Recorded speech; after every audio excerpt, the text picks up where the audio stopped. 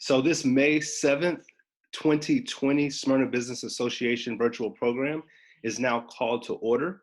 I would like to invite Georgia Sangster to do the invocation and Pledge of Allegiance. Hey everyone. So normally I see people, but I don't, but thank you for coming today. So let's pray. So Father, I just thank you for the opportunity just to connect with our community virtually and just share a common theme and goal for our future and our community, Lord. I pray that you would just bless our businesses in this area. I pray that over the next month and future coming, I pray that we would be able to kick off and start producing and production and just help our community economically. Pray for those who have been touched by the COVID virus physically. I pray that you would heal them, bless them, and give encouragement, Lord. I just pray for everybody today to take heed and enjoy our speaker. In Jesus' name, amen. Amen. All righty. So we are going to do the Pledge of Allegiance. Normally I have everybody helping. So, all right. So I pledge allegiance to the flag of the United States of America and to the republic for which it stands, one nation, under God, indivisible, with liberty and justice for all. Thank you, Georgia. We definitely appreciate that.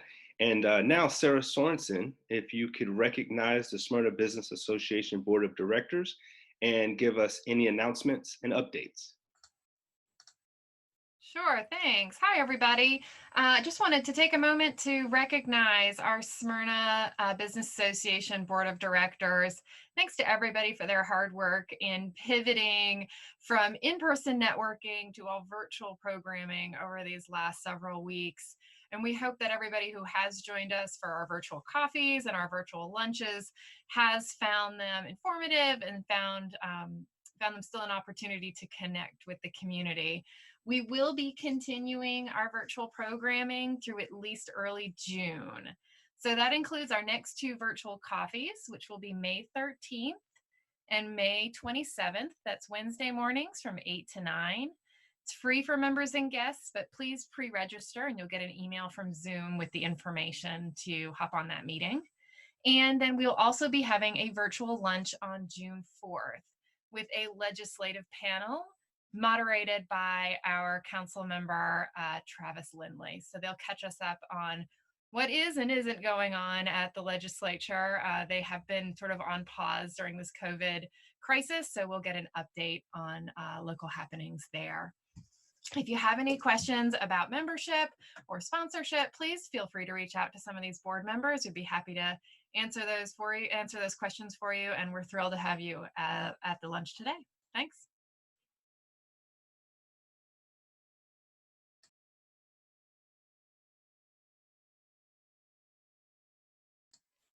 Nick, you're on mute. There we go. That's helpful. So thank you very much for that, Sarah. And I believe we've got Gloricel. Can you hear us, Gloricel? Yes, I can hear you. Can you hear me? Yes. If you can get a little bit closer to the mic. You sound a little bit quiet. Okay. Can you hear me now? Yes. Yes. Okay. So we'll have Gloricel Rodriguez to provide us with some membership updates. Yes. So people are still joining the SBA. It's still a great time to join. I know we're doing it a little bit differently right now since a lot of us are meeting virtually, but we're still having our coffee networking meetings every other Wednesday morning and via Zoom. We've actually had a lot of new people join us that weren't previously able to attend the meetings in person. So it's a great time to network. And those of you that have joined us for the Zoom coffee meetings, it's really a great time to join the SBA. You know, the money for membership really goes toward scholarships. I know we just gave away, I think, 10 computers to Campbell High School. So we have a lot of educational initiatives. If nothing else, these kids really need that scholarship money, especially that class of 2020. So the money toward membership goes to a great cause and also enables you to be able to give a 7-minute presentation about your business. We're doing it virtually now, but then when we start meeting in person, you'll be able to do it in person as well. It gives you an opportunity to be a sponsor and really get more involved in the SBA. I encourage everyone too who is a member to update their profile on our website. It's a good way to just see who the other members are and connect and get leads from. I've had a couple, I'm in lending, and I've had a couple people reach out regarding getting refinancing on their home. So it's a great opportunity to find people that you can network with. And members, only members can have profiles on our website. So that's another great perk.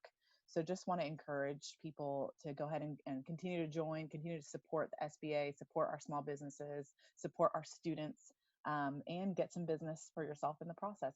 It's a win-win to join. So Awesome. Thank you, Gloricel. And that's right there on the front page of our website. There's a button right there that says you can join. So next, we've got Steve Gardner, who will be discussing the sponsorship program. And I've got to get him promoted to panelist. And Steve, let us know when you have the ability to jump in. Yeah, so I'm here, Nick, if you can hear me. Yes, yes. And Sarah, we've got a Okay, slide for him as well. Okay, very good. So if you want to put that slide up, essentially this is the time of the year that we typically do the sponsorship program. So it is kicked off at this point. This is the major funding engine. Memberships supply some of the scholarship monies, et cetera, but really it's the sponsorship program that's the major funding engine of the SBA. So it allows us to do the high school scholarships, $1,500 for 3 different high school students. We also contributed multiple computers. I think there was 10 or 12 computers to Campbell High School this year for COVID-19 continued learning, et cetera. So the sponsorship program is limited to 24 sponsors a year, maximum of 2 per industry. The fee is $50, but we do a credit for new sponsors for the balance of their membership fee. So that takes it down to $450 for the first year. Benefits are listed there on the slide. We have the banners that travel. You just saw the virtual banner that was up, that Nick had up on the slide. But the banners travel to 40 plus events per year. It includes a monthly luncheon sponsorship, a lunch for the members, as well as some other benefits. So the application process and timing is that we've opened it up now for the current sponsors, the current 24. If they want to renew, this is the month for them to do that. In the next days here, we will be opening a wait list. All existing members will get an email notification of when that's open. I've had several people come to me and said, you know, can I be on the wait list? And we're going to open it to all the members at the same time via email to make it fair to everybody. And those new members require board approval to make sure, especially that we don't have more than 2 people or 2 companies per industry. So there is no website sign up. So it'll basically be, you know, returning an email, and then we'll keep track of the sponsor applicants as they come in on that wait list, and then notify companies if they're approved or if there's space available. So that's pretty much it for the sponsorship update. If anybody has specific questions, don't hesitate to reach out to me via email or give me a call. My contact information is out there on the SBA website. Well, thank you, Steve, for that update, and to all of our 2019-2020 sponsors. Now we're going to move into our Smyrna community update. We have Mary Moore. She is the library director for the city of Smyrna. Hi, thanks for having me this morning. First announcement is from Jennifer Bennett, who is our community relations director. She'd like to remind everyone of the support pages on the City of Smyrna website for COVID-19 response. If you go to www.smyrnaga.gov and look for the COVID-19 response button, it should be in the top left-hand corner of your screen. Her team posts useful information and links to resources for individuals, families, and for small businesses. On the front page of the City of Smyrna website, there's also a button that links you to all the wonderful Support Smyrna information. So if you know someone who may be in need of grocery assistance, they can apply through that link. They can apply to supportsmyrna.org to get some help with groceries. And additionally, if you're interested in donating to that fund, that's the same website you would want to go to, supportsmyrna.org. There's a ton of information on there about how the city and the community is helping each other get through this crisis. Then from Tammy Sadler-Jones, the Smyrna City Administrator, she wanted to alert everyone that the city will hold an in-person city council meeting on Monday, May 18. They're going to be doing it a little bit differently, though, to keep everyone safe. They're going to hold it in the big gym at the Smyrna Community Center. Anyone wishing to attend must wear a mask and practice social distancing guidelines. The security officers at the entrance will also be taking temperature checks before people enter, but citizens who will still be able to view the proceedings remotely if they do not wish to attend in person. So please watch for full details at smyrnaga.gov.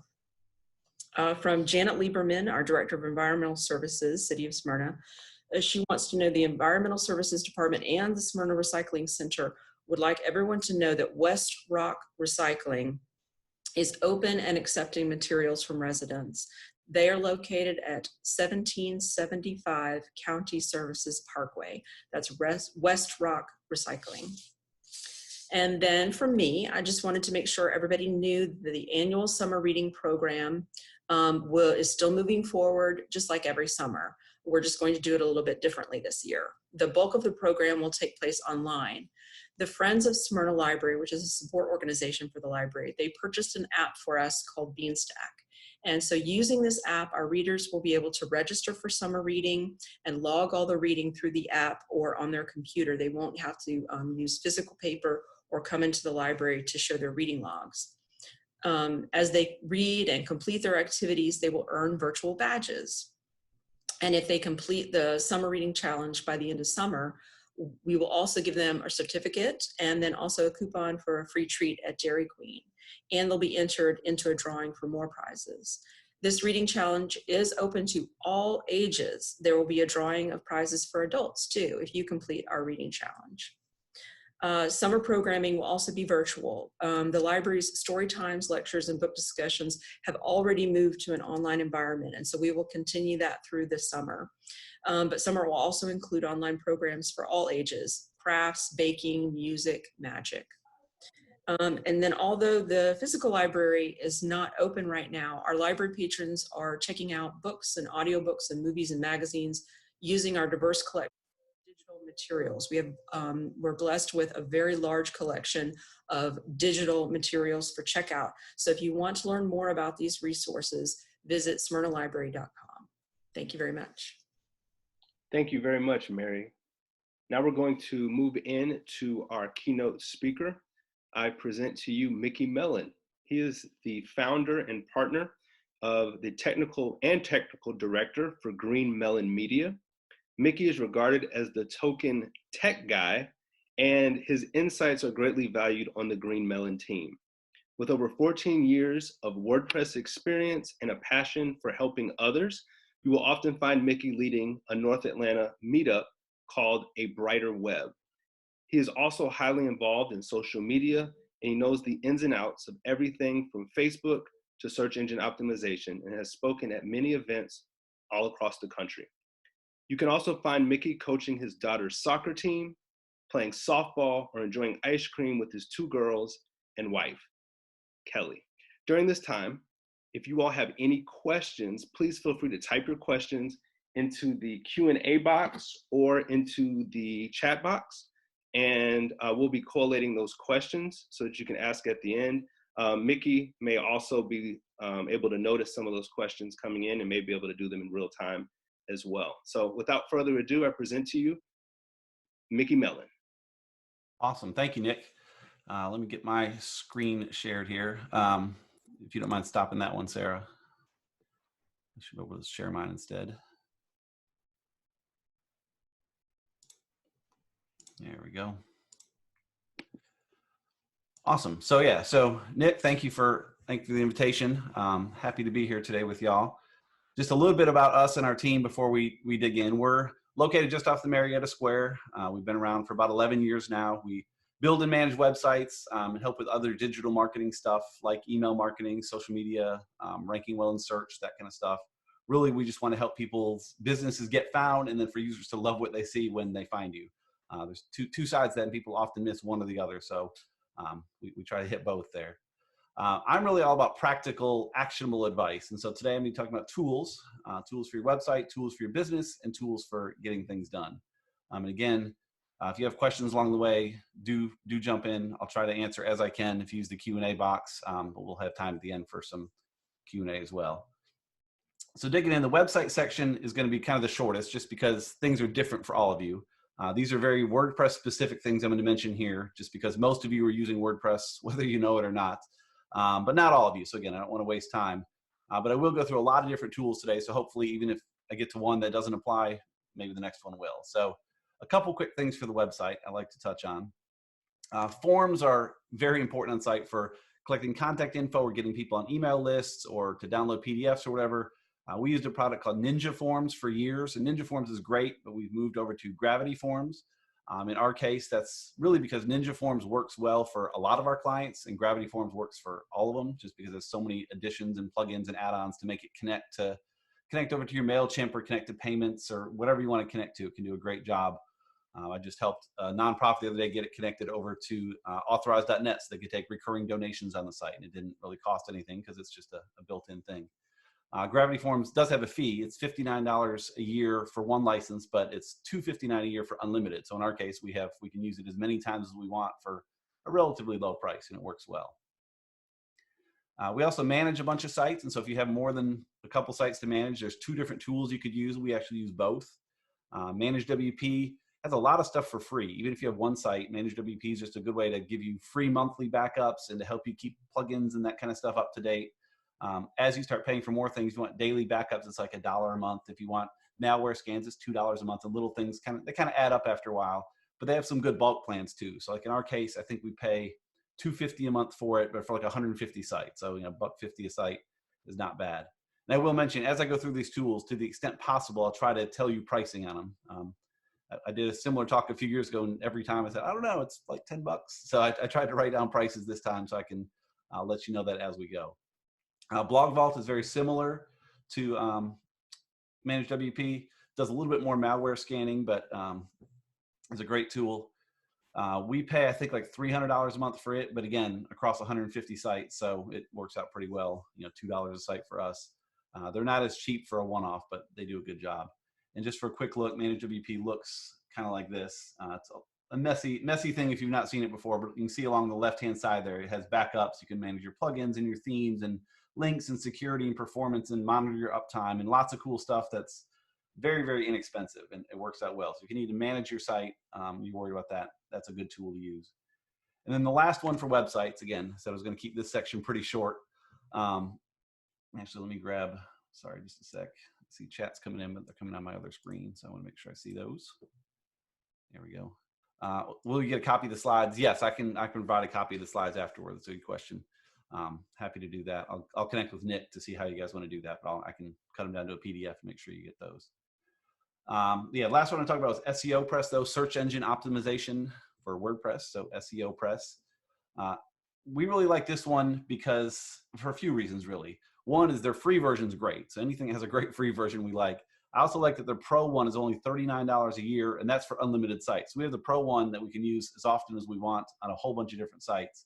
The other thing I really like about it is that it combines the search engine kind of stuff with Google Analytics, which you would think would go together, but most plugins, it's two separate pieces you need, and this does it all in one. So you can help you rank better and track how you're ranking in one place, which, again, seems logical, but isn't always the case. And just a quick screenshot of it. Again, nothing really to see here, but the thing I wanted to mention with this is a lot of other people use one called Yoast SEO, which is great. Love Yoast.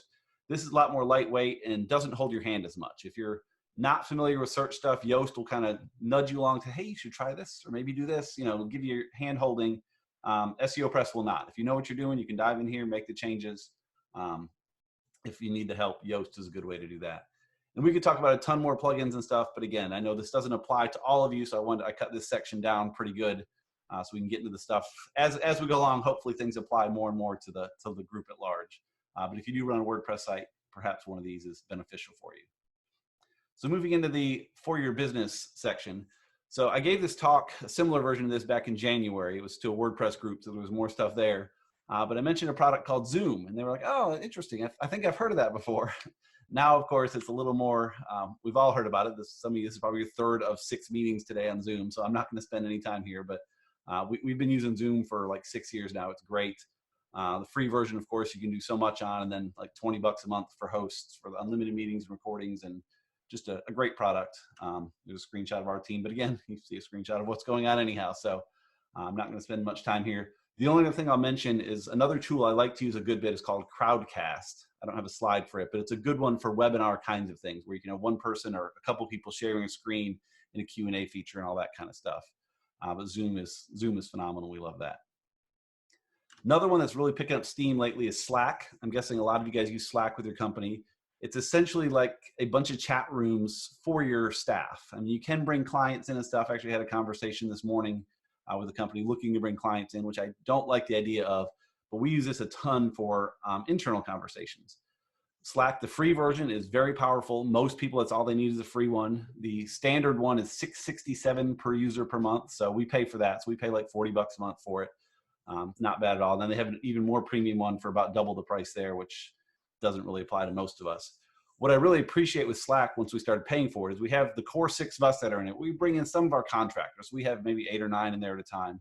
And Slack periodically will email us and say, hey, your contractor Susie hasn't logged in 30 days, so we're going to stop billing you for her. We're taking that payment off. And if she logs back in and recontributes, then we'll start charging you again. So it automatically downgrades, which is ridiculous. I mean, companies don't do that. It's a great thing, and it's much appreciated. I don't have to keep a close eye on who's doing what. It'll take care of it for me, which is awesome.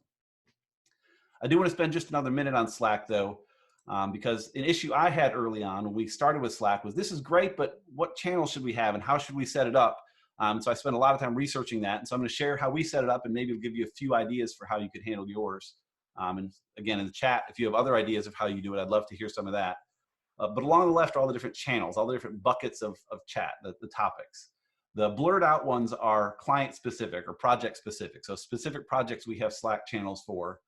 We consider Slack to be vapor. You know, nothing in there lasts. It's going to kind of scroll away on the screen as people type more things in. So nothing important, but for quick little, hey, I have a question about this, or, you know, have they made the payment on that? You know, we have those for each project in there. And then going down the side there, the unblurred ones, the clients one is just for other clients that don't have a specific channel, just if a quick question comes up. Education is where we share articles and videos and stuff that we think we learned stuff from that we want the rest of the team to see. Entertainment is sharing articles and videos that are funny and humorous, and did you watch the show last night, and just kind of water cooler kind of talk. Everybody's just an open channel for whatever we want to talk about, including our contractors. So everyone's in that channel just for general talk. GM socials, GreenMellen social. We have a social calendar set up elsewhere. I'll show you that in a little while. This is just if, you know, Brooke needs a picture for the post she's going to put up in a couple of days. She may post something like, hey guys, anyone have a good picture of, you know, Takira tsunami because we want to highlight that on site. You know, we can kind of do that there. The GMM payments, you see the lock next to it. That's one that only my partner Allie and I have access to. So if one of us makes a deposit, it automatically shows up in there so the other one can see it. So we don't have to say, hey, I got a check from so-and-so. It all flows in there and either of us can look at that and see what payments have come in. GM websites, one where we're talking internally about building our own new site we've been working on for a while and getting close to on that. The GreenMellen channel is similar to everybody's, just for the 6 of us though, again, just for whatever topics we want. Home or office is pretty easy right now. It's home.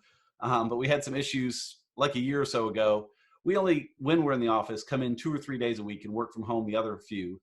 So that's just to make sure we're all on the same page. Like we'll post in there, say, hey, everyone, we're working from home today. Just make sure you all know. Because we had issues in the past where 5 of us would work from home and one person would come in and have the office to themselves, but that wasn't intentional. So just to make sure we're on the same page there. Inspiration you'll see is green because that's the current one we're in now. This is where if any of us just see anything inspiring, whether it's a picture or a product or a website or anything, we just kind of share that to keep all of our creative juices flowing. Lunch is one of our favorite ones. That's when we're all in the office. If we're getting something to go or whatever, we can post in there saying, hey, I'm going to order from Jimmy John's. Everybody put your order in lunch, and then one of us can make the order and do that. Notion we'll talk about in a little while. It's a software tool we use for managing a lot of the stuff in the business. We'll look at more in a bit, but that's where I may post. Typically it's me in there saying, hey, I added this new feature to Notion where we're tracking this information, or just keeping people informed what's going on. Quoted is where we just have funny little snippets that we overhear in the office, just again, more water cooler kind of stuff. Typically they're things that are very funny, especially out of context. So if we just post just the snippet, you don't know where it came from, it is humorous. And yeah, just a fun thing to do. We try to keep things a little light in here. Recipes, another one. I think that's pretty self-explanatory. We see those pop up in the evenings a lot. Someone will cook something and have a picture of it and share it and say, here's the recipe. And then the bottom one is WordPress. Again, we use WordPress for all of our client sites. So I may say, hey, they have this new feature coming or this new issue, or just if we want to talk about that kind of stuff. So we spend a lot of time in here just with our team, especially remotely. A lot of Zoom calls, certainly, but just for the little one-off questions, we spend a lot of time in Slack. And again, the free version does so well. If you have a team of, I'd say, 2 or more, you probably should have Slack, or at least consider playing with it, because it can be such a great tool, so inexpensive, and it does a nice job. But I was looking last month, our team of 6 plus some contractors had 88,000 messages in there over the 4 or 5 years. So we use it a lot. It's a great little tool. But more business focused, a tool we use for invoicing and stuff is called Harvest. A lot of different tools for that. I'm just often kind of showing the tools we use, and I'll explain why. Not always saying it's the best bet. The free version is worthless. I mean, it's enough to get you in there to test it out. The normal one's $12 per person per month, so not too bad. We use it for time tracking, just to, we don't time track everything, but when we do, it's got great tools for that. And for sending out invoices. It's great for handling invoices. You can see when people have opened them and see what's going on. Does a nice job. One feature I really like with Harvest is the project planning you can do. And I've redacted most of this, but you can see those blue bars. And this is kind of nice, where most programs, you can go into a project and see how much of your budget you've used, and then go back out and go to another one. Here, you can pull up a whole screen and see with those blue bars going down. Allie, again, my business partner, our CFO, essentially, she keeps a close eye on this. She can plug in how much we paid to contractors, how many hours we spent, what the budget is, and it'll automatically plot that blue bar, and we can keep an eye on what's going on. So if we have a request come in from a client that's out of scope, we can say, you know what, we're under budget anyhow, let's go ahead and help them out, or we're getting close anyhow, so let's talk. We know what's going on quickly without having to dig in too deep, see where any things might jump out at us. I mentioned in Slack that is Vapor, that we don't put tasks there. For tasks for us, we use a product called Teamwork Projects specifically. It has a free version that's pretty limited. The Pro one is $9 per user per month. Premium's $15 a user per month. It's a task management thing. I mean, it's nothing magical. It's just pretty powerful. We like it because we can bring our clients in on specific projects. They can see what we need from them. We can talk back and forth with them. It does a great job. One feature I really like is their task templates. So here's a list of some of our templates we have. So for example, that top one, if someone were to sign up for a new email marketing strategy with us, we could drag that over and have the 11 main tasks we need already set up, and then just kind of assign them and date them with stuff to massage it a bit. We don't have to think about, all right, it's a new email one. What do we have to do this time? We can just bring it in, give us a starting point. And in most cases, we'll say, okay, these 2 don't matter in this case, and we need to add in 1 more. But it's nice to have that starting point instead of starting from scratch. If you put the pieces in here together for a website, we're talking hundreds of tasks, and so it lays it out automatically and does a great job. So Teamwork is great. A little rough around the edges, but it's a solid tool. But again, we have it mostly because we need our clients in there. It does a good job with that.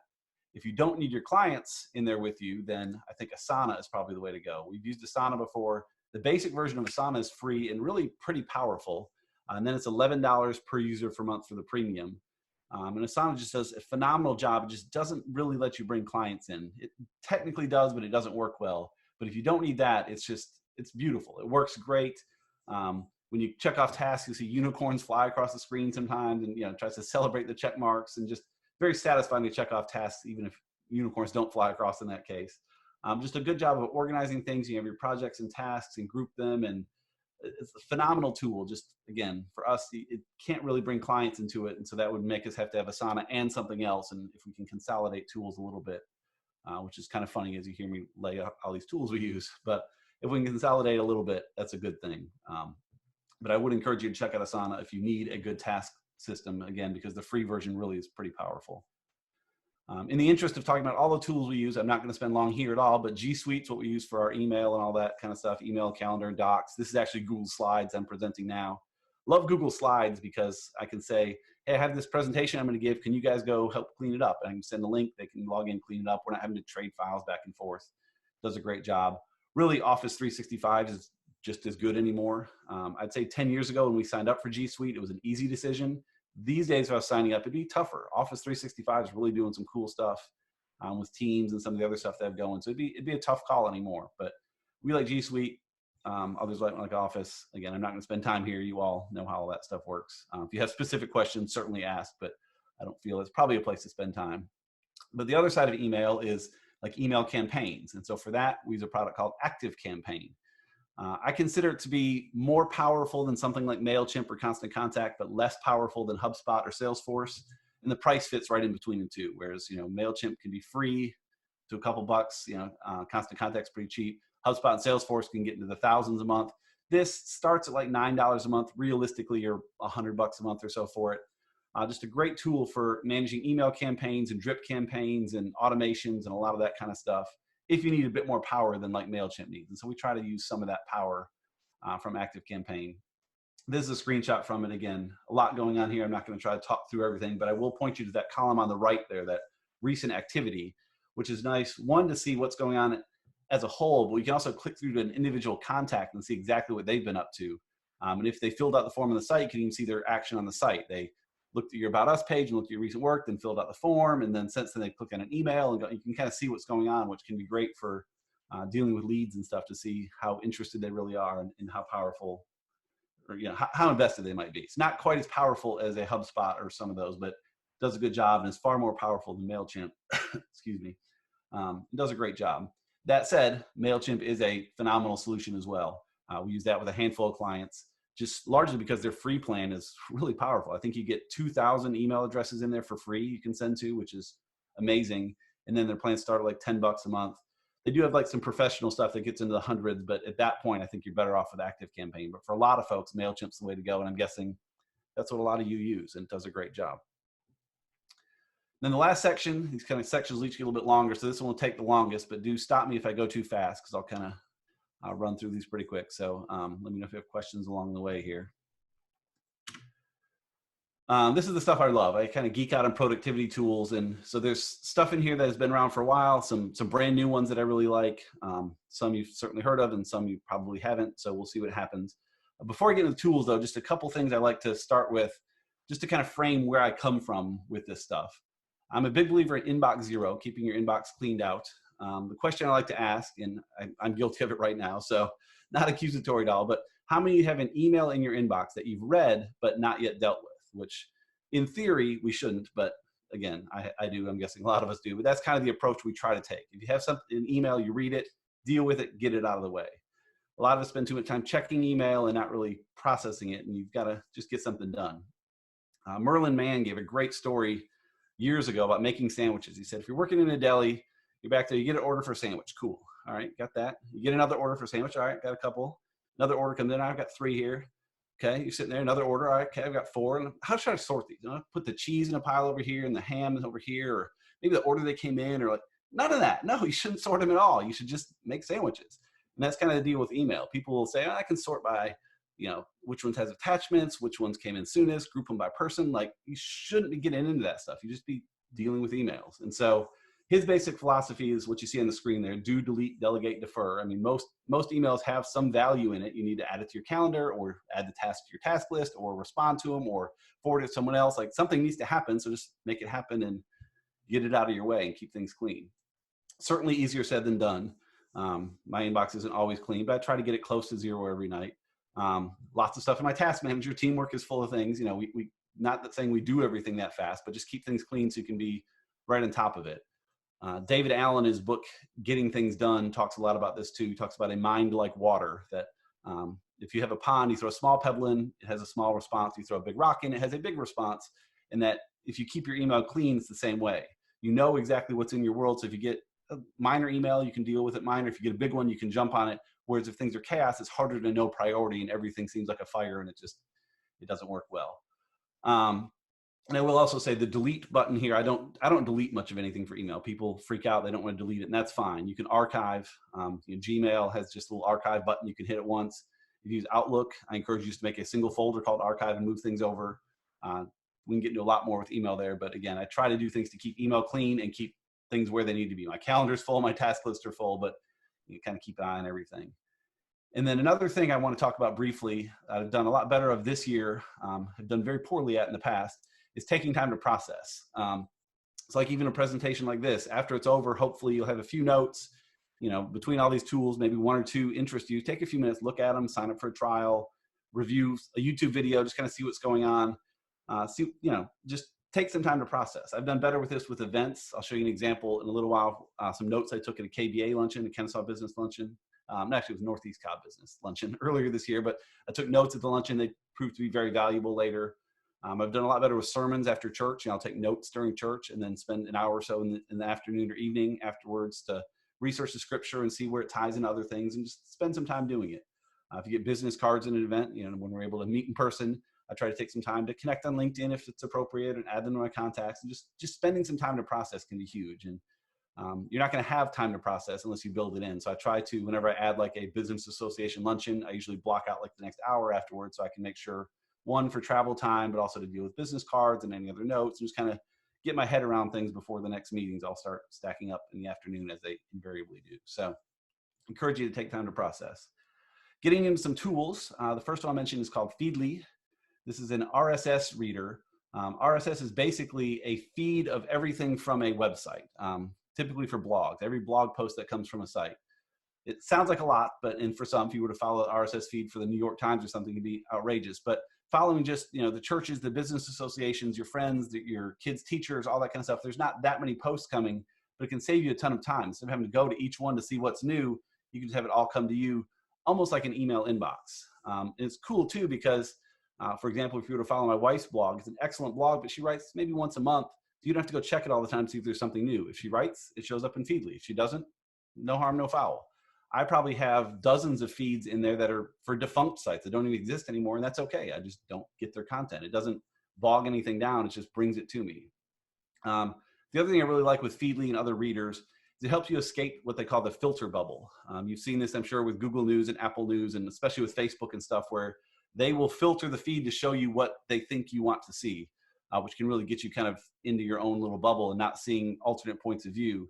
With RSS feeds, when you sign up, it's going to show you every feed from that source, which is great. So I try to sign up for sources that I don't always agree with. Certainly some I do, but some I don't, just so I can see every side of things and not have that stuff filtered out.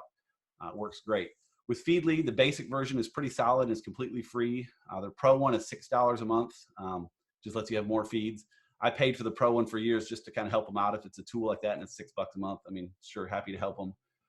Where they get a little weird is their Teams version is neat, but it's $18 per month per user. So in our case, I was using the pro one and Brooke on our team was on the free one. So we were $6 a month. And then we decided to go to Teams, went from 6 to 36 just to share a couple feeds, which didn't really add up well for me, but great tool.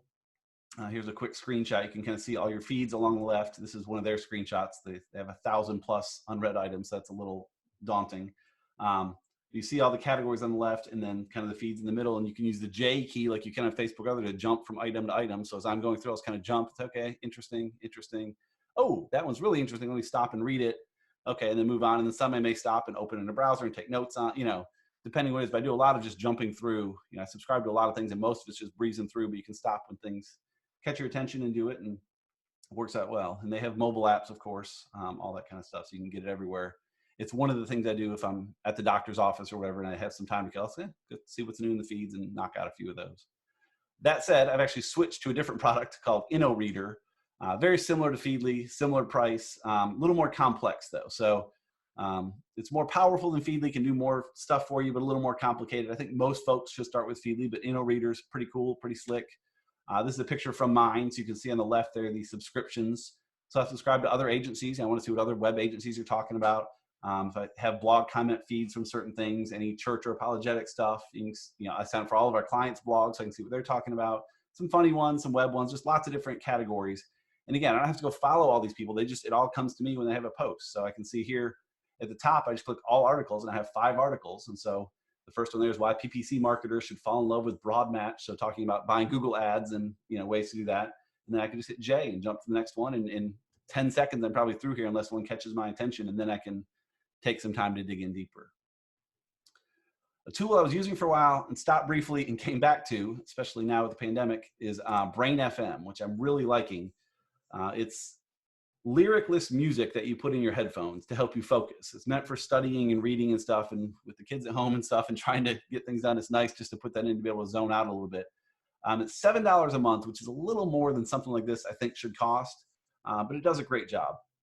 It has an app and a web version. They all tie together. So you can say what you want to do. Do you want to relax or focus? I almost always do the focus one for reading and stuff. It does a great job. It's all scientifically backed. I don't follow the science. It may be bogus. I'm not even sure, but it is just good calming music, helps me get focused. I find listening to normal music with lyrics, I tend to listen to lyrics and kind of sing along, and that's distracts me from what I'm trying to do. So this works well. If you don't want to pay the $7 a month, you can go like to Spotify and search for binaural beats, B-I-N-A-U-R-A-L, binaural beats. Different science behind it, but the same basic idea, and it's free if you already use Spotify. So I did that for a while. The thing I didn't like with that was that most of the binaural beats tracks were like 3 minutes long, and so it would kind of stop, and then a new one would start, and it would be a little distracting if I was reading a book, whereas the ones on Brain FM will go for 90 minutes or something with just kind of the same basic tune going through, and you can really zone out. Does a great job. Next, a tool I've used for years that I really like is called Anki. I started it years ago just to help me remember names and faces better. There's a woman named Kathy that comes to a lot of the meetups I go to that knew everyone's name, and I was always so jealous. And I realized it wasn't that she had some magic gift. I think she probably does, but I'd see her in the back kind of, she'd focus, and I could see her kind of pointing in her brain to learn everyone's name. And so I got this tool to help with that, and I use it for Bible trivia, for learning American Sign Language, finger spelling, for geography, all that kind of stuff.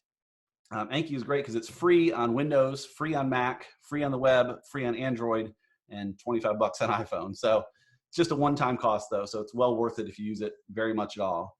What I like with Anki is it helps with intentional remembering. I saw a quote from a guy named Michael Nielsen that I'll read briefly here that I think sums it up well. He said, the single biggest change that Anki brings about is that it means memory is no longer a haphazard event to be left to chance. Rather, it guarantees I will remember something with minimal effort. That is, Anki makes memory a choice. And so I like that, because instead of hoping, gosh, I hope I remember Nick's name. I hope I remember, that quote I read in the book. Don't hope, like do something about it. And it's easy to do. And what's cool with Anki is it uses a method called spaced repetition that some of you may have heard of before. It's been studied for decades. The basic idea is, it's kind of like anti-lock brakes. Anti-lock brakes, if you know how they work, and I'm not a car expert, but anti-lock brakes, basically the idea is you get the most friction to stop right before you start to slide. So they try to keep you right on that edge of grip without sliding. Memorization is the same way. Study after study has shown that you remember things the most if you re-remember it right before you're going to forget. But of course, we don't know when we're about to forget something, so that makes it tough. So we have an algorithm like this that does it for us. And so this chart, if you look at the top left there, that green line, if you learn something today, if I tell you a fact today, you'll know it 100% right now, and it's going to fade away pretty quickly. But if you relearn it tomorrow, you see that red line, it fades away a little less quickly. And then if a couple days later you learn it again, it's even less. And after you learn something 3 or 4 times, it's going to be months before you have to memorize it again, and you'll know what's going on. So this algorithm can help with that. Going forward, I'll show you an example of how that works. So this is a guy I should know. I see him like once a year though. So it'd be an easy name for me to forget. And his name's Micah. I know it now because I've used him in here enough. But this will pop up every now and then because I should know Micah when I see him that once a year, but seeing him once a year, I'm going to forget his name. So this will pop up periodically for me. The neat thing is I don't need to type in the answer or anything. It'll kind of trust that I know the answer. If I hit show answer at the bottom, it's going to Micah Wood, and then I can say, yes, I got it right. No, I got it wrong. It'll adjust it accordingly. Another example might be with countries. I'll give you a second here to look at this one. I don't know if anyone knows what country this is offhand. I am traditionally awful at geography. And instead of just saying I'm awful at geography, I'm trying to fix that. And so this will pop up for me periodically. In a year ago, I would have had no clue what it is. But now I know it's Ghana. So I click show answer at the bottom, and it's Ghana. And so at the bottom now I could say, did you get it right or not? And so in this case, I can click on good. Yes, I got it right. So I won't see it again for more than a month until I see it again, which this is where something like this can be so useful. Is I'm not going to see this card every single day to memorize it. It knows I know it pretty well. So it's going to space it out further and further as we go. It does a good job. So if you were to use that, just some other things you could throw in there. I try to put stuff from books. If I read a book, I'll try to take a few highlights or quotes and put them in just so I can remember that. I've been bad historically about reading books and just finish reading it and move on to the next one. And a few months later, I don't even remember what the first one is about. So just some things to help with that. Again, geography, Bible study, trivia, American Sign Language, learning languages. I don't do that, but a lot of people use this for learning a foreign language. I put some dates in there, put like the birthdays of our staff. You know, it's only 5 people. I should be able to memorize their birthdays. I should know their birthdays. I don't, but I will soon because I put them in there. Or things like the Enneagram. If any of you do the Enneagram personality thing, just what are the 9 numbers? What do they stand for? I just have some cards there that just help me remember those so I can kind of be more useful as I have those discussions. And then a couple other tips in here. And yeah, and please do ask a question if I'm going too fast and I'm burning through a lot of stuff, but I'll have the slides, you'll have the video you can look at later. But do interrupt if I breeze over something too quick. But a couple more tips for Anki, just a few things that I've learned over the years. Use atomic data on each card, meaning just small bits of info. Don't put a card saying like, who are the characters on The Office? Just say, who is the receptionist on The Office? And who is, you know, the guy that owns a beet farm. And you just have simple facts on each one so you can learn that instead of trying to cram a bunch of stuff into one. You're better splitting things across cards. This is a new one for me, is one deck for everything. I used to have like, here's my people, I'll study those, then I'll study geography, and I'll study this. And the science is saying, just kind of mix it all together. So that way if you get a person, then a state, and another person, then some sign language, it's better for your brain to kind of learn that stuff. And it makes it easier. Just kind of study through instead of having to go in and out of all the different things. And then if you do faces like I do, zoom in on the faces. That card I showed you, Micah, was a bad example because it zoomed out. I have a gentleman of mine named Ruben, and I remember his name Ruben because he's standing in front of a mountain. If I meet Ruben again in the near future, he probably won't be standing in front of a mountain, and that's kind of the trigger my brain saw. So that's, you know, if you can just kind of zoom and just remember faces versus whatever's going on, that can be good. Moving on to some other things for getting things done. Another one you probably have heard of, it's called Loom. We use this a lot for screencasts, just for recording our screen and talking, not too much unlike what I'm doing now. We do this for clients a lot. The free version is great. It's $4 a month for the pro one, although they have lots of COVID-related special features they're giving people for free right now to help. Loom is great, though, if you have to often explain things to clients or colleagues or whatever, because they'll think it's amazing, but you're actually saving yourself a lot of time, too. It's great. If someone asks, like, I don't remember how to change my password in WordPress, I could type back and say, okay, go to the control panel, then go to the left-hand side, and I could type all that out, or I could take some screenshots and paste them in an email, or I could just hit record and say, okay, Susie, to reset your password, scroll, see my mouse go to the left, or I click on user and I click on reset and kind of walk them through. It's a 30-second video, but it's custom because when Susie gets it and I start with, hey, Susie, they know like I made a custom video for them, but it was really the easiest way for me too. And it's a win-win all the way around. We use it, gosh, half a dozen times a day at the office, mostly for our clients, just to answer questions and to share thoughts, even with one another, especially being remote. We'll say, hey, Allie, I have a question about this thing. So what do you think of how I do that versus trying to, again, type it all up in an email can be tough. So Loom is a great tool for that. There's others that do the same kind of thing. Loom, here's a screenshot of it. You have a little icon that shows up in your Chrome or Firefox toolbar. You just click it wherever you are and say, do you want the screen and the camera or just the screen only? How do you want to do it? And then after you record, it saves it automatically, gives you a link, and just give it to the people, and it's beautiful. It works very, very well. Moving on next, kind of getting out of technology, which is odd for me, but I do want to highlight this one briefly, is the Full Focus Planner from Michael Hyatt. I know at the Kennesaw Business Association, I see a number of folks walking around with these, so I'm assuming probably some at Smyrna as well. It's just a paper planner, but it's a phenomenal one. The two downsides are, one, it's paper, which I see is kind of a downside, but there's certainly advantages of, and it's $40 per planner, and each one lasts a quarter, so it's $160 a year, so it adds up. But it is a very, very high quality planner. It's built exceptionally well. It's phenomenal. For me, I just couldn't keep using paper, and it's kind of worked out well because now with the office or where, just having things digital let me see things more. But it taught me some awesome lessons about goal setting and doing weekly reviews and more of that kind of stuff. So in particular, the weekly reviews in there are phenomenal. I do that now, even still every week, just to go through and kind of see what I've learned from the week past, look ahead to the week coming up. A lot of you may do that already, but I had not before, and that just changed my life. And so the planner does a great job of that. Fullfocusplanner.com for more on that thing. But again, I've stopped using it, still highly recommend it. I moved most of what I learned over to a product called Notion, I mentioned earlier. And so this is one, again, I could spend a long time on. I've done full like webinars and stuff all about Notion. but there's tons of great videos and stuff if this interests you. My thought here is, kind of breezing through a lot of these things. Hopefully something will just kind of spark an interest and you can go research it more later. But I'll have my contact info too if you want to dive in. Happy to talk more about any of these. But Notion is free for 1,000 blocks. So if you put in a chunk of text into it, that's a block. 1,000 goes pretty quick, but then $4 a month is unlimited. So it's a pretty easy one to pay more for. But for us, we use it for our CRM, like pipeline kind of stuff with the business. You can do Anki sorts of things in it if you want. I track events in there. We have our content calendar for the company in there. I'll show you a few of those and how we do them. And so this, again, a lot to digest on the screen here, but this is just shortcuts to a lot of the things I have. You have the GM pipeline there for our leads coming in, our contacts, our events, some team notes, our list of active clients. They're all just pages. This is kind of basically Evernote meets Airtable, if you're familiar with those. Think Evernote, just these are pages. You make a new page and put notes on it. Make a new page, put notes on it, and just kind of organize them however you want. It's good for creative brains, which doesn't work well for me, but I still get a lot of value out of this. And then if you use Airtable, Airtable is kind of a database tool that, again, takes more time than we have today to explain, but I'll sort of show you a quick example of how it works. And so looking at our pipeline of potential clients we might have, coming up.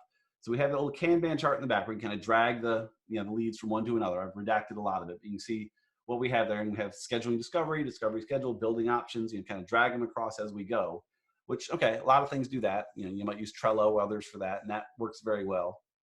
What's cool is that drop down I pulled in front of it lets you view that same Trello board in different ways, and every view has the same data behind it. You can just see it different ways quickly. So for example, I could click on Mickey's leads and it would hide everything except for the ones I need to focus on, that I need to focus on today. Not even all the ones I've talked to, just the ones I need to focus on today. Or I could click on the 130 days and it'll give me a chart of the jobs we've won in the last 30 days. And this is one I dug into a lot at a meetup a few weeks ago. I can send a link to that as well.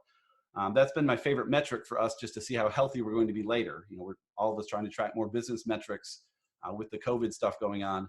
So instead of how much money's in the bank, which certainly is important, how much business have we won in the last 30 days? Even if they haven't paid us yet, how much business have we won? So we can keep an eye on that number, because that'll tell us how the bank account's going to be in the future. So for us, that's a great stat to look at to know how healthy we're going to be down the road or not. And I can get it just with one little click. So lots of different ways to sort and shuffle data in there. And again, we can dig into that more later, but lots of things for Notion. I would encourage you just to check it out. Again, the free one gives you plenty to play with. There's thousands of YouTube videos and tutorials. There's even some paid courses that are great just to teach you how to use it. But we use this for pretty much all of our internal data. I don't use it for personal stuff too much, but we use it for things like our pipeline, for our leads. We have our content calendar in here. I mentioned that, for figuring out what we're going to post on Facebook and Instagram and all that. You can have a calendar view in here. So we have a calendar just showing all the different things across there. So we can look at a team every week and just kind of see the month at a glance. You could use Google Calendar or others for that, but our Google Calendar stays cluttered enough. So it's nice to have it in here. So that's Notion. It does a great job. And again, happy to talk more offline if anyone has specific questions, because there's a whole lot to unpack with Notion. I just want to kind of give you enough of a nugget here to see what's more. Sarah asks, does Notion automate assigning tasks or projects to team members? So it doesn't automate assigning tasks, but it does have task management built in. It's not ideal for tasks. We don't use it for that at this point. That's where Asana or something comes in better. Really, I think Asana is my favorite for tasks. Trello might be good too. This does tasks. I used it for my personal tasks for a while, but it's not made for that. You can find ways to shoehorn that in. And in our case, if we're using everything there, then maybe, but tasks are not its strongest point, I guess. So the only thing that I have that's close to tasks there is, again, you see the Mickey's leads and Allie's leads. Essentially, those are tasks. It'll say, hey, here's the 3 people you need to follow up with. And so I can go to each one, write some notes, and then when I want to follow up again. But that's as far as we go with that. For proper, true tasks, teamwork is great for big stuff, if you need clients in there and all that kind of stuff. And then Asana is great just for your team. And then there's lots of individual ones too, Todoist and some others that could work well one-on-one. Yeah, so for this, it's mostly, you can see on the left there under GM partners, there's strategic partners. We have a list of, say, gosh, we need a photographer for this. So we have just a little page that lists our strategic partners for photography or for paid ads or videos or whatever we need to be. Allie and I went to a retreat called Fusion. So you see Fusion Retreat. We just had our notes there together with what's going on. So lots of team stuff goes in here and it works well for that. But again, It's basically a blank canvas to use however you want. Whereas an Asana or some of those are made for tasks and they're set up, you're ready to go. Here, you got to kind of build your world, which can be overwhelming. I enjoy that kind of thing. Some people don't, but it's one to dig into if that kind of thing interests you at all. And the last one I'm going to talk about, it's kind of unfortunate because they just closed new signups, I think 2 days ago, but probably reopen in a week or two. I still want to mention it though, because I really like this tool. And if anything in here interests you, I would encourage you to go sign up and get on the waiting list. So that way, in a couple weeks when they reopen it, you can have a chance versus if you decide in a few weeks you want to check it out and then get on the waiting list and then you're a few more weeks to check it out. This is basically just a note-taking tool. Again, kind of like Evernote.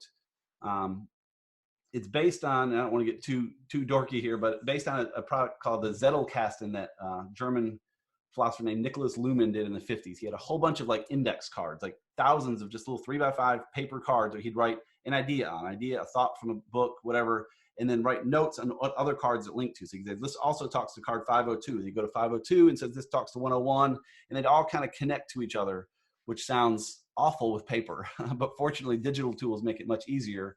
And that's what Roam does. When you put a note in, it'll automatically kind of assign things kind of like your brain works. Whereas like Evernote and most of those, you need to have like, here's a category for business things, here's personal things, and here's this. You just kind of put stuff in Roam and it connects automatically. And I'll show you how it works. And it's really neat. I talked about this initially back up in a meetup in January when it was super new. I said, I'm just trying this out. I don't know if it's any good. I'm still going strong now though. I have like 2,000 notes in there. So now I'm talking about it more just because I'm finding so much value. Again, this takes a certain kind of brain to appreciate, depending how, if you want organized and beautiful, Notion, I think works better for that. If you want to just kind of put stuff in a web of mess, Roam works better. But I'll show you why I like it so much, because there was something that happened a few weeks ago that was phenomenal. So here's April 30th. I was taking notes throughout the day. So I talked to Roseanne Hall. She called me in the morning about speaking here. So then I talked to Nick and, we talked through that stuff. You can see the things in double brackets, like Roseanne Hall at the top and Smyrna Business Association. If you put anything in double brackets, it's like Wikipedia. It makes a new page for that over there, which is great. So like Roseanne Hall, I think I'd probably talked about before. So when I put double brackets, it linked to her existing page. With Nick Dixon, I didn't have a page, so it made a new page. For me, I'm just able to type and not worry about that stuff. What's cool though, is on those pages, it links back to where you came from. So if I went to Roseanne's page, it would say, hey, you talked to her on April 30th and have all the different times I mentioned her in here. Here's how this can be really cool. Down at the bottom here under reading, you can see I said, started Essentialism, the disciplined pursuit of less. So it's a book called Essentialism. I'd heard about I should read, so I started reading it, made a note that I was reading it. So I sat down, put on my Brain FM, was kind of reading it. Like a chapter or two in, I came across a really familiar paragraph, like eerily familiar. And I said, oh no, did I read this book a couple years ago and forgot? Because again, typically I would read a book and just kind of move on. So I figured, oh gosh, I guess I read it a couple years ago and forgot. But let me just peek in here and see if I had any other notes. And so I came in here and clicked on Essentialism to see what else might be in there. When I clicked on it, here was the page for Essentialism. So I had made some notes at the top, just with the author and some of that kind of stuff. And you see the linked references at the bottom. So that April 30th, where I said I started it, that's showing up there.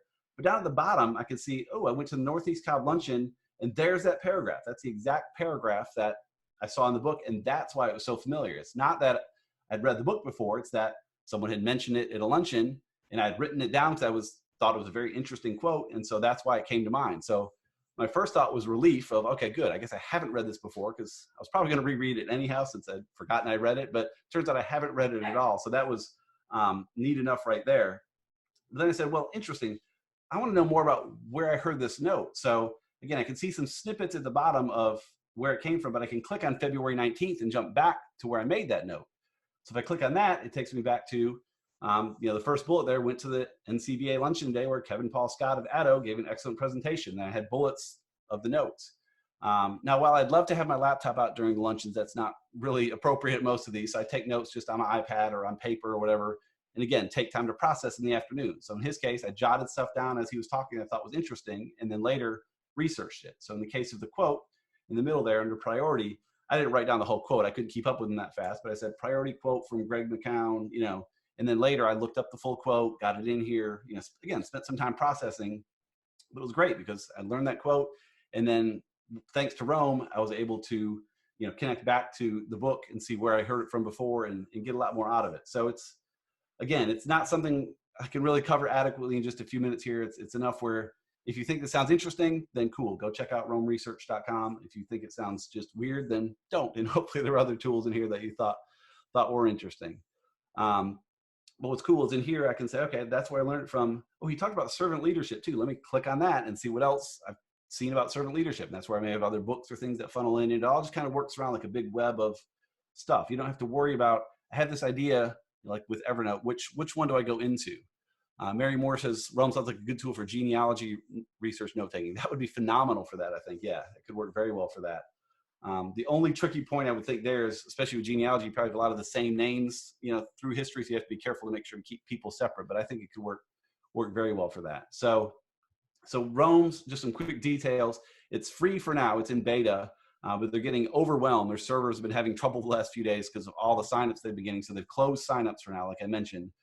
But again, if this interests you at all, I would encourage you just to go right now to romeresearch.com and just sign up to get on the waiting list. So that way, again, in a week or in a month or whenever they open it up, it sounds like probably in a week or two, you can get in versus, again, if you decide in a week or two you want to try it out, then you have to get on a list then, and it could push you out later. So it's a great tool. I use it a lot, but again, it depends on how your brain works. I find a lot of people sort of arguing if Notion is better or Rome is better. And again, we use both. I have the structured stuff for the team in Notion and my brain kind of in Rome. But some people think, no, my brain is structured. I want that structured Notion thing. That's great. Use that. If you want to be able to put stuff, notes in and books in and stuff, Rome works well. But a lot of good use of that. And again, there's tons of videos on YouTube and free tutorials and things to kind of get you started. But the beauty of it is, if I go back a couple of pages, you can see I'm just kind of typing out my day, what's going on. And if I see something, a noun basically, Roseanne Hall, Smyrna Business Association, Nick Dixon, date, I'll put brackets around it and see what happens and not worry about it too much. Then I can go back and see what happens and kind of click through, and it works really well. So I know I covered a ton of stuff there really fast, but we have a bit more time if you have other questions. For me, you can find all my contact info there. You see in the lower right, I'm McMell on Twitter. I'm McMell, like McMell.com. I'm McMell on Facebook and LinkedIn. You can get me wherever you want to, McMell at Gmail. Connect me however you need. Happy to dig into more stuff. So that was phenomenal. Mickey, I have a couple of follow-up questions for you. Sure. Social media posting. Do you have any thoughts or pointers on how to create automated social media posting? Like, do you have any experience using Hootsuite or any of those softwares? Yeah, I would say, well, two things. Hootsuite for sure. Hootsuite's probably your best bet these days. It's a great tool.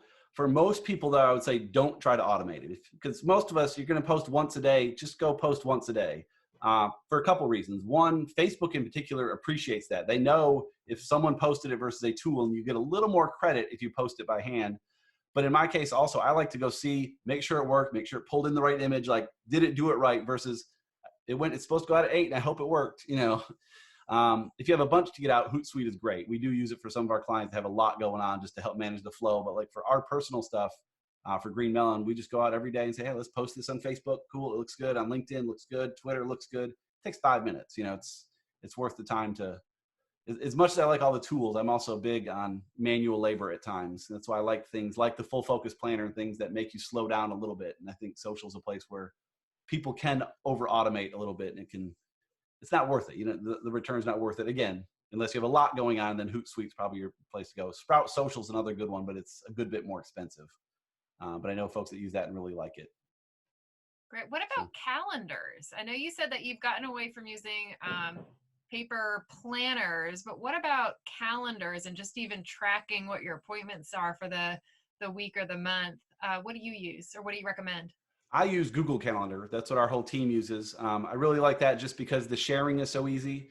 I can share my calendar with my wife and kids, but also with the team. And we have team, it all just kind of makes for one big chaotic mess at times, and then I can turn off certain calendars.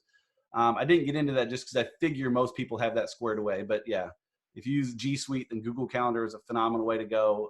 Outlook works well if you use Office 365. But yeah, Google Calendar for years, and it works. Again, I like it because it works on Windows and Mac and iPhone and Android. And at our office, I'm the Windows guy and the Android guy, but most everyone else is Mac and iPhone. And so everything I talked about today works on everything. I don't like this great Windows program, this great Mac app. I want stuff that just works for all of us, wherever we are. And Google Calendar is simple and clean and does a great job for us. So good question, though. Great.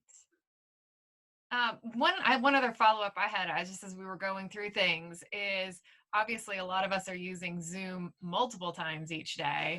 Yes.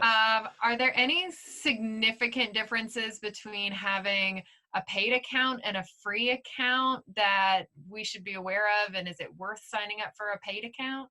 So we have a couple paid accounts for us. The main difference is having multiple people in a meeting over 40 minutes. So on the free one, you can have a one-on-one meeting forever, and a group meeting as big as you want for 40 minutes. But we have a lot of meetings where it's me and my designer and a client.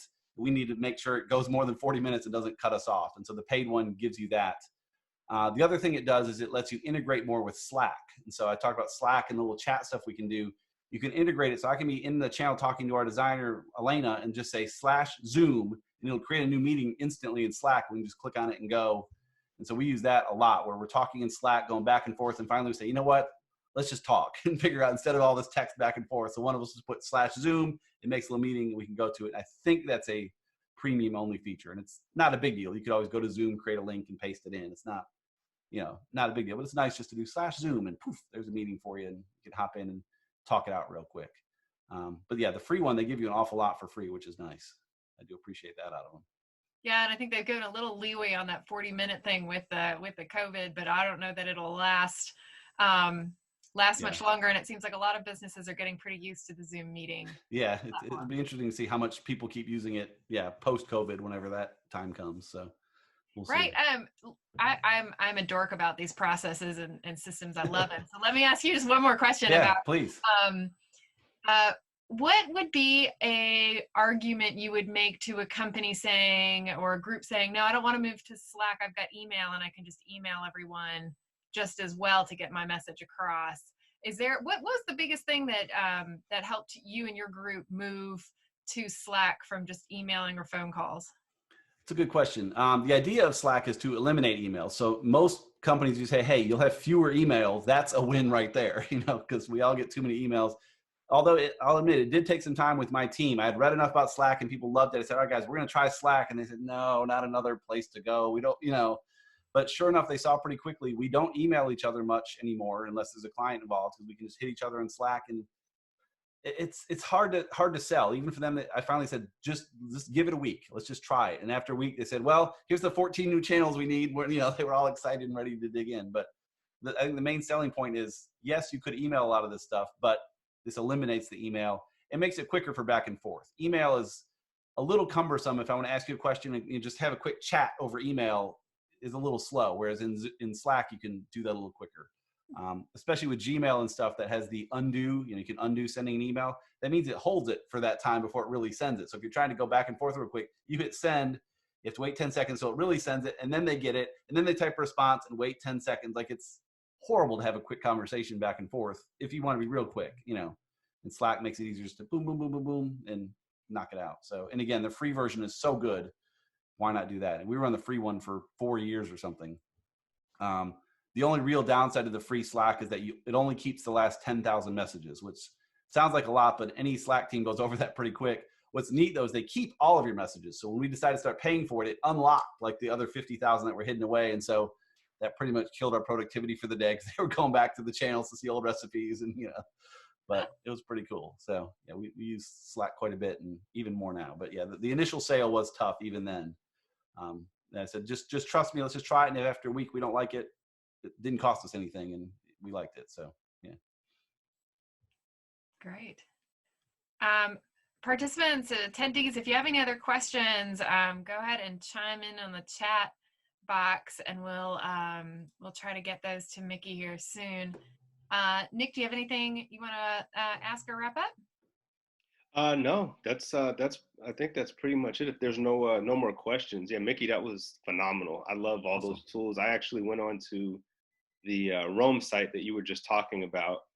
And yeah, I love Rome, man. It's just they're struggling right now though, because it's so many people. They had like 10,000 people sign up over the weekend, and it's just a small little company. And they weren't ready for it, so get signed up. I did see a question come in from Louis Griver asking if Zoom will be free in the near future. I don't think so. I mean, I think it does have the free version, but they also have thousands of employees they got to pay. So I don't think it'll be free. I think their free version they have now is pretty generous. So I don't see it going any further, but who knows? You know, I can't say for sure. So, and then yeah, Nick, and just let me know, email me afterward. I'll send you a copy of the slides, however you want to send those out. You can, you know, take care of Okay. that. So That's perfect. Well, Mickey, thank you so much. And before we end out, Sarah, we can finish up with a couple more announcements and let people know where they can find this presentation in addition to his presentation. Sure, absolutely. And yes, for everybody who's had questions, we have recorded this today and we will post that online and we'll get those slides from Mickey. There's a ton of information, some really helpful resources and tools that you can put in place now while maybe things are a little bit slower. And as business starts to reopen and boom, hopefully you'll be able to hit the ground running with that. So I'd like to remind everybody that to get information about SBA and upcoming events, you can check out our website or text Smyrna to 63975 and you'll get text message reminders about upcoming events. And then also, if you visit our website, you can sign up for our events on our homepage. Like I said, we have those upcoming virtual coffees and a June lunch coming up. And we've also been working to keep up to date our COVID-19 resources page, which here you can find the video replays of the webinars that we hosted on the small business lending programs and on employment and unemployment claims, all of that information. You can find those video replays here. We'll also add the video replay from today. So you can get all of these resources there. I think that's all the announcements I have. And thank you everybody for joining. And thank you, Mickey, for all this great information. oh, you're very welcome. Thank you. All right. Well, meeting is adjourned. Thanks, everyone. Take care. Bye.